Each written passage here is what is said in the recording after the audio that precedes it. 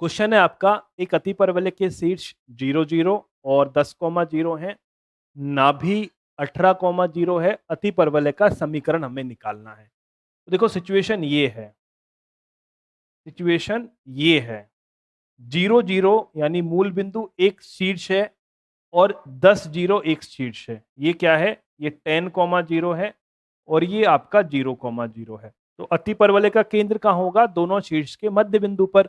तो केंद्र आपको यहां मिलने वाला है, ये आपका सी होगा 5 0।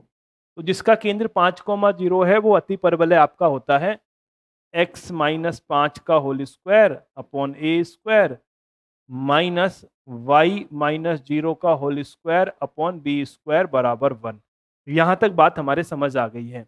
एक नाभि का मान 18 0 दे रखा है, तो ये नाभि यहाँ पे पाई जाएगी वो 18 0 होगी। ठीक है, तो मुझे ये पता है कि दोनों शीर्ष के बीच की जो दूरी है वो 2a के बराबर होती है। तो जो 2a का मान है वो मुझे दे रखा है कितना? 10। तो a का मान कितना है? 5। इसमें से एक ए स्क्वायर और बी स्क्वायर में से a का मान मुझे मिल गया। अब मुझे बी स्क्वायर का मान चाहिए। कंडीशन मेरे पास है, नाभि दे रखी है। ठीक है, नाभि कई केंद्र से डिस्टेंस कितनी है? केंद्र 5 0 है, नाभि 18 0 है, तो केंद्र और नाभि के बीच की डिस्टेंस 13 यूनिट के बराबर है। ठीक है, तो केंद्र से नाभि की दूरी को हम ए ई द्वारा लिखते हैं। तो ए ई का मान क्या है? 13 के बराबर है।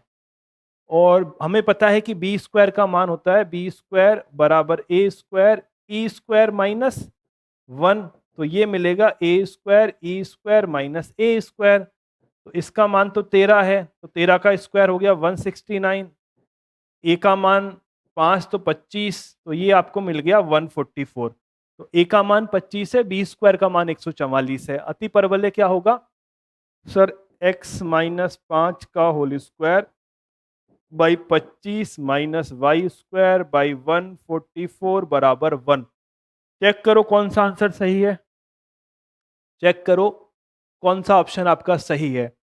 तो सर x माइनस 5 का square minus 25 minus Y square, option number B जो है हमारा वो एकदम करेक्ट है।